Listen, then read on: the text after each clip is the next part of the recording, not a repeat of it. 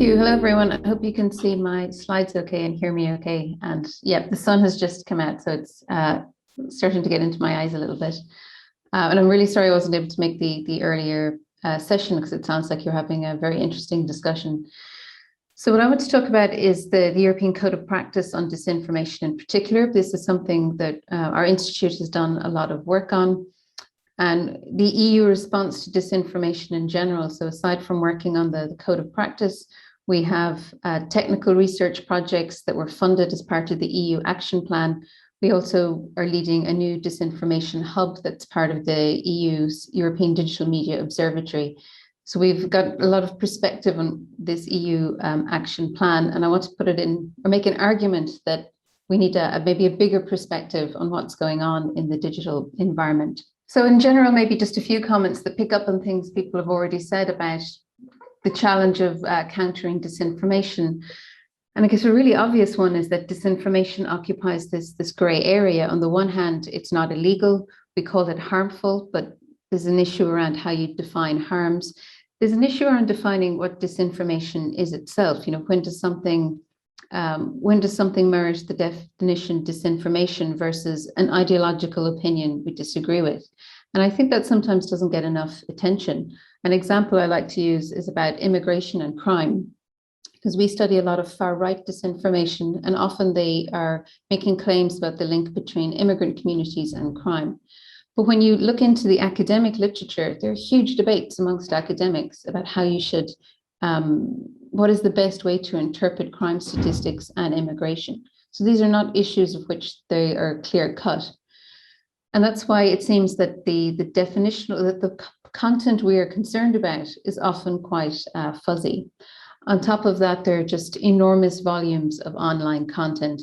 The online environment is always evolving with new technologies, new practices. Disinformation actors develop in response to countermeasures, which also presents a huge problem. And on top of that, if we're asking social media platforms to develop fair moderation principles for that content, and of course, this has been mentioned already today, any restrictions on free speech necessarily raise concerns about freedom of expression, but also ethical concerns about who has the right to decide what is and isn't permissible, particularly in the context of social media platforms.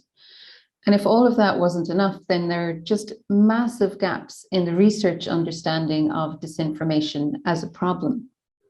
Things like, you know, and I think this fits with what Clara was just saying about vaccine disinformation. And yet, you know, in general, in Brazil, it's the same here in Ireland. The vast majority of people do not believe vaccine disinformation, or they at very least want to get a vaccine. So there tends to be an emphasis on the volume of content, disinformation content we see, without a comparable understanding of what impact is that actually having on people in what circumstances. And we simply have a very poor understanding of that because research on disinformation is very new, and mainly because platforms have not shared their data. So in 2018, the EU set up its action plan against disinformation.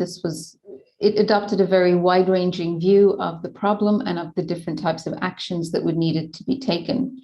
But as you can see from this quote here, the European Court of Auditors described it as a piecemeal monitoring and reporting framework and said that it lacked long-term funding, and this undermined the entire accountability of the plan. And in particular, one aspect of this that I want to focus on is the EU Code of Practice on Disinformation, which was signed by the major platform signatories and also representatives from the advertising industry. This grew out of a high-level expert group on disinformation and the sounding board of a multi-stakeholder forum.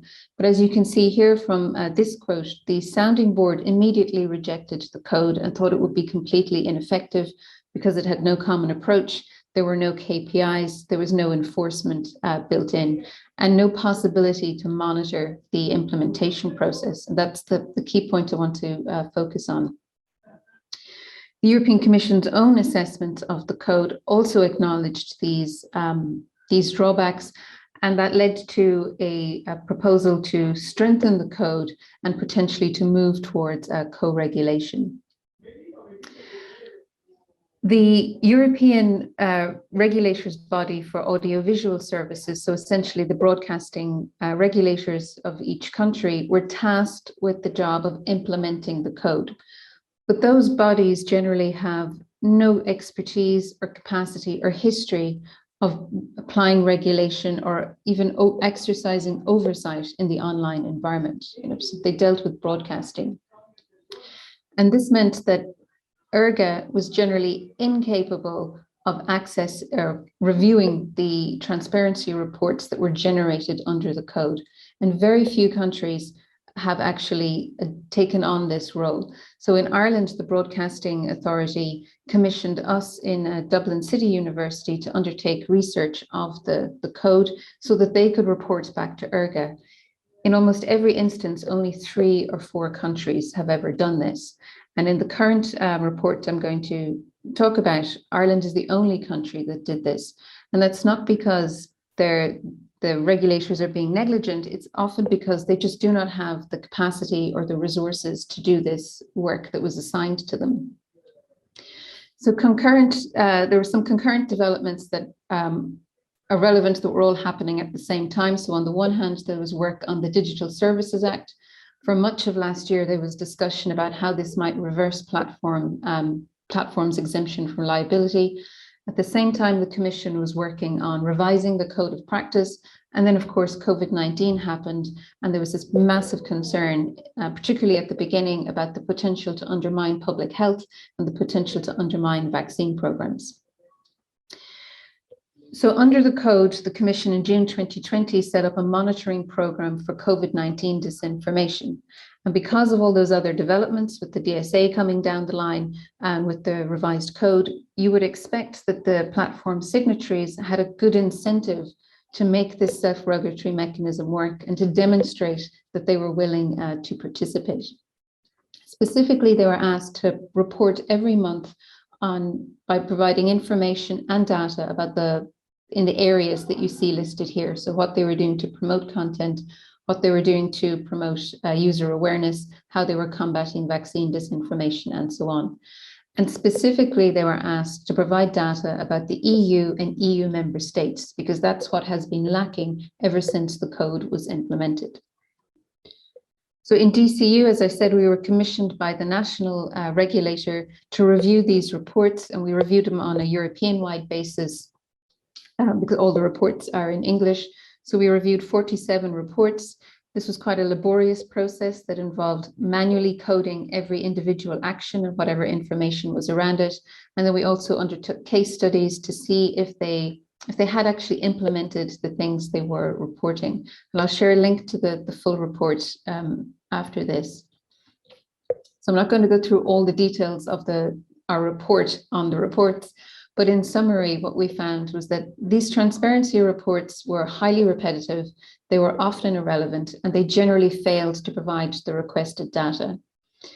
Only a third of all the actions that were reported, there was about 1,114 actions across all of the reports, only a third of those actually applied to EU member states. In the case of Twitter and Facebook, more than a quarter of all the actions they reported didn't even relate to disinformation. And I'll give you an example of some of these because it was truly incredible, the kinds of things they were reporting in this supposedly transparency mechanism.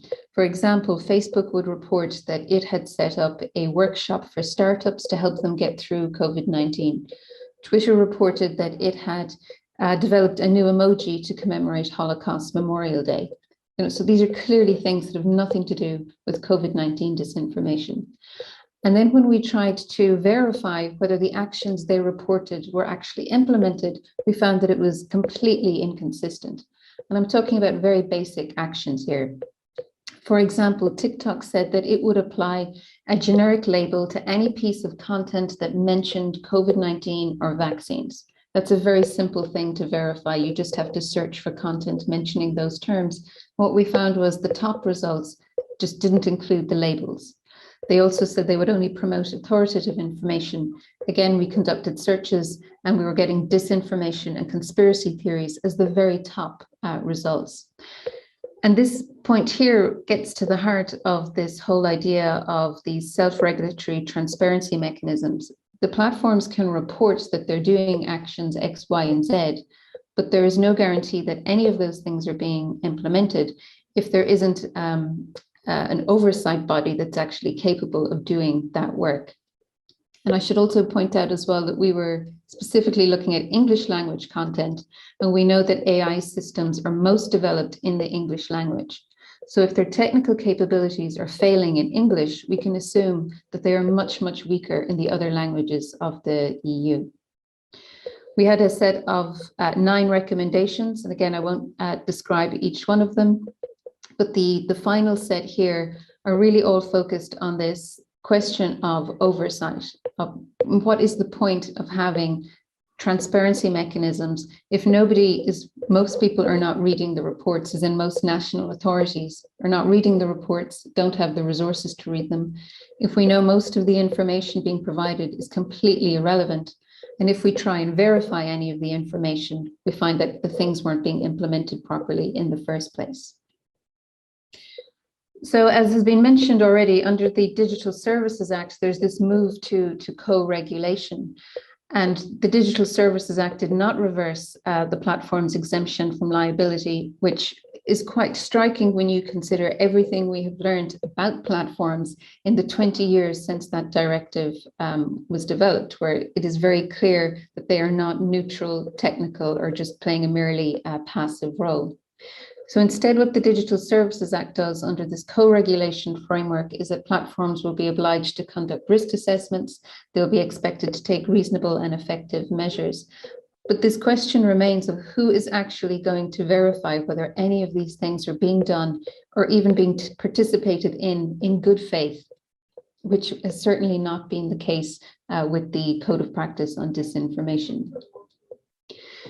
So my final point really, and where I see this issue of disinformation is discussed in a very narrow bracketed way, as though you can separate it from the wider dynamics of the online environment, where a handful of platforms have been allowed to take this dominant role through a failure of applying competition rules by allowing them to buy up competitors. And that really one way we could intervene is not to regulate at the level of content, which is extremely problematic and raises lots of issues. But I feel, and I am not a policy person or a legal person, so perhaps I'm misunderstanding something.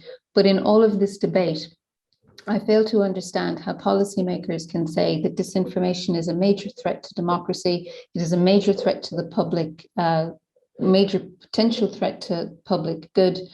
And they're not talking about the dynamics of the market. Instead, they're talking about more co-regulatory frameworks at the level of content. And some of the proposals that I've read and seen, at least sensible to me, would be to work on things around data portability, interoperability, to allow new services to come along and compete against the dominant players in the market, and allow services that perhaps do not have the same kinds of incentives and business models behind them. That is where we are currently now, whether it's with disinformation, the cyberbullying, the hate speech, and the other host of digital problems. I don't think I need to make the final point. Thank you.